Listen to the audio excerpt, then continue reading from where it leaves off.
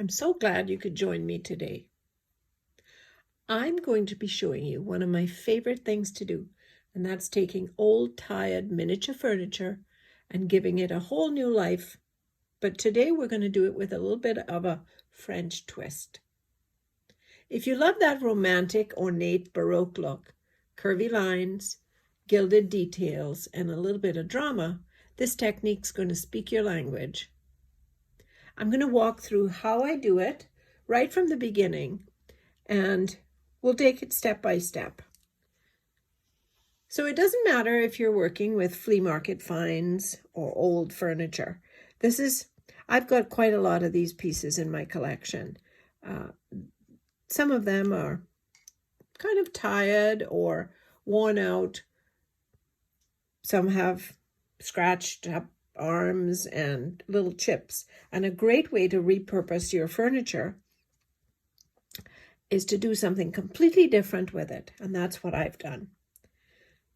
So I'm going to put these aside for a second, and I'm going to talk about one piece in particular so you'll get the gist of what I'm doing.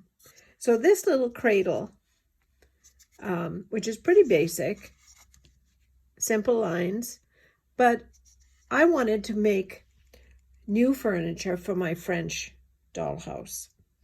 And the Baroque style, which is definitely French, is very ornate and not clean lines at all. So in order to make this fit in with my whole decor, or French decor, I had to do something dramatic to it. So I decided to play, because I was studying Baroque furniture, and there's a lot of frou-frou, I call it frou-frou, decoration on these pieces. I had to get rid of this boring look. So the first thing I did was paint it white. But then I decorated it. And this is the ugly duckling, and this is the little swan. So here's what I did. I added a lot of detailing to the sides and the top and changed the whole look of this. I'm not finished with it yet, but you can see that made a big difference. It's like the icing on the cake. I created a simple little pattern, and I basically drew it on. And just like you ice a cake with royal icing, I decided to try and do the same thing, only using a texture medium of some kind. So I dug through my stash, and I found several different brands. And the brand I picked up, I thought, well, it says Texture Magic on it. It's a Delta product, and I decided it was designed for dimensional painting. But of course, the neck of the bottle, or the tube, is really big. So I had to find a way to apply this to create all the detail. Well, the first thing I had to do, obviously, was paint the whole little cradle, which I did. It took a coat of primer and then 2 coats of white paint to get really good coverage. Sanded in between because that was going to be my finished surface. And then I used a syringe with a nice nib on it and filled this syringe with my texture medium. And after I took a pencil and just basically drew on a design, and I used a kind of a scroll. I wanted something very soft and curvy, flowery looking. Remember, the key word here is frou-frou. And then I wanted to embellish it with some little roses along the way, which I did. So you can see, and then I let it dry, and it dried really hard. Really hard. You'd have to take pretty much some force to get this to break off. When it was bone dry, I then applied another coat of acrylic paint to the whole surface, and that pretty much sealed the texture medium, but it also acted like a glue and created a much better bond for the medium. So here's what I did on some little dining room chairs. I did the same thing. Now everybody has these chairs in their collection. Give them a good cleaning, remove the upholstery, a couple of coats of primer or paint. Of course, you're going to sand and clean well and remove any, glue bits and pieces, because I am going to reupholster the seats of these. But I wanted the chair to look like a really clean canvas that I was going to work on. And I chose strategic spots to do my embellishing. I worked with the back of the chair. You see, it has nice curvy lines along here. So I concentrated on the back and along the top. I also worked on the legs, the sides, and created some little rose shapes. And all they are is a few circles. You'll see when I do them.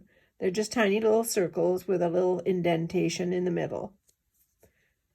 Set it aside and let it dry. And I did this on a complete set of chairs, full chairs. I even carried some of it down the center and down the back. And it really helped dress up the chair. Gave it a really sweet little personality. I did the same thing on, this is a really old-fashioned little cabinet that I had. It had acetate in the front for glass. It was out of a kit, made from a kit. When I bought it, it was already assembled. I took the acetate out, and I'm just going to replace that acetate with new acetate that I'll repurpose from my grocery store Claire food containers. But you can see where I added the additional embellishing on the very top. Didn't do too much on this one because it had that nice curve to it and it had sweet little legs, so it really didn't need very much. This piece, this was really ugly. Talk about an ugly duckling. This one, little armoire. Get that out of the way. This was purple and black when I got it. It was quite horrific. Anyway, I sanded it down, painted it, but then I really went to town with the embellishing. And you can see I did quite a bit along the top here, down the sides. And I added, some extra little scrolls just to give it a little artsy look all around the doors. And really, if you wanted to just leave it painted white, this has not been painted. The dimensional paste that I used was actually white. So I haven't, this is just one coat, so I have not applied paint over the whole thing yet. But if you wanted to just paint it white and embellish with a little bit of gold, you could do that too. But you can see what a difference that makes. Very pretty, and it really dresses up the piece. This was actually the first piece I did. This was a found piece of furniture that came in a lot that I bought. And somebody had taken bits and pieces and glued them together. And the legs, as you can see, are just 2 blocks of wood that they glued onto the base. And not very elegant looking. Looks like cement shoes. But I experimented on this piece first because I figured I had nothing to lose. And I dressed up the little drawer, put some on the feet, hoping it would add a little extra to it. Not sure that it made too much of a difference. It's still a bit of a chunky, ugly duckling, but it could be used somewhere. But I practiced on this piece, and it took a little while until I got a handle on the amount of pressure, because with the syringe, once you fill the syringe, you have to use a pretty good amount of force to push it through this nib, and it comes out in a very fine line, just a very fine line. And I practice on my own hand first, and then you can scrape it off and pack it again. So there's quite a little bit of a learning curve to get started. So we went from this to this, and you can see it's quite a difference in the before and after. Now, this was the breakthrough that I had. This was a really ugly little chair, wing chair that I had. When I got it, it had no legs. The legs were broken off. It was very faded and dusty. So I cleaned it up. I glued 4 new legs onto it, and I painted it white. But then I decided to do the cluster of roses on the legs and on the back. So I did them just at the top of the legs. I wanted it to be very subtle, not overpowering. And you can see what a difference this made to this chair. I then took my acrylic paints, and when it was dry, obviously, repainted the whole chair. I used a little bit of a pearlescent. I'm not sure the camera's picking up on it, but I used a little bit of a pearlescent paint in white.